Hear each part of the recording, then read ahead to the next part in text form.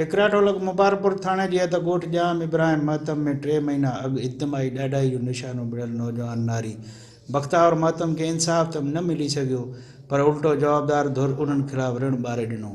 काल्ह जवाबदार धुर पारां हमलो करे नारी जे चाचे फौजी मोहम्मद खान खे सख़्त ज़ख़्मी करे विधो।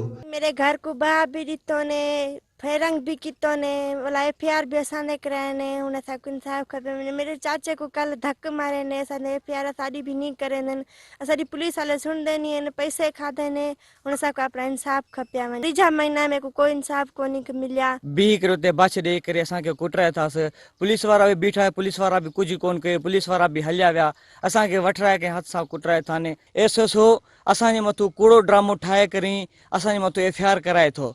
असांजा ॿार सॼा दरपदार आहिनि असांजे मथो पुलिस जो एक्शन खणाए थो कूड़ो केस खणी था। असांजो मुतालबो इहो आहे त असांखे इंसाफ़ खपे। पिस्टल खणी फायर भी उन्हनि कया घर के बाहर भी उन्हनि ॾिनी एफआईआर भी उन्हनि कई आहे असांजी ॿुधनि कोन था छो भला उन पैसा ॾिना आहिनि असां वटि पैसा कोन असां ग़रीब आहियूं इन्हनि जे करे। एहतजाज कंदड़ आईजी सिंध डीआईजी सखर का मुतालबो कयो त मामले जी शफ़ाफ़ जांच कराए संदन खिलाफ़ थियल कूड़ा केस ख़त्म करे खेनि इंसाफ़ फराहम कयो वञे ऐं नारी सां थियल ॾाढाई में घुर्बल जवाबदारनि खे कानून जे कटण में आणे खेनि सज़ा ॾिनी वञे। कैमरामैन बासित कुमार सां गॾु मजीद महर, सिंध टीवी न्यूज़, टिकराटो।